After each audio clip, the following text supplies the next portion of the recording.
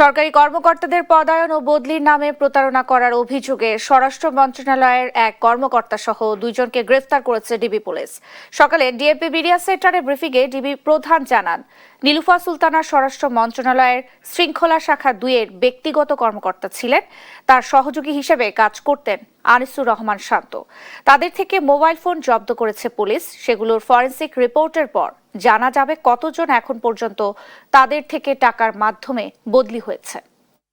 প্রচুর ডকুমেন্ট পাওয়া গেছে এবং তাদের কথোপকথন চ্যাটআপে আছে। তারা একাধিক ব্যক্তির সঙ্গে বসেছে এবং লেনদেনের কথাটাও আছে যে অমুক জায়গায় বদলি করে দিলে কত দিতে পারবে, এরকম মেসেজ আমরা পেয়েছি। আমরা ওনাদের ডিভাইসগুলো নিয়ে আসছি, ডিভাইসগুলো আমরা ফরেনসিক করতেছি, করে এরপর মন্ত্রণালয়ের এবং আমি মন্ত্রণালয়ের যারা দায়িত্বপ্রাপ্ত কর্মকর্তা তাদের সঙ্গে কথা বলেছি। তারা বলছে যে তদন্তে যে কেউ আসুক, সুষ্ঠু তদন্ত করে যে কেউ জড়িত থাকে এর সঙ্গে তার বিরুদ্ধে আইনগত ব্যবস্থা গ্রহণ করা।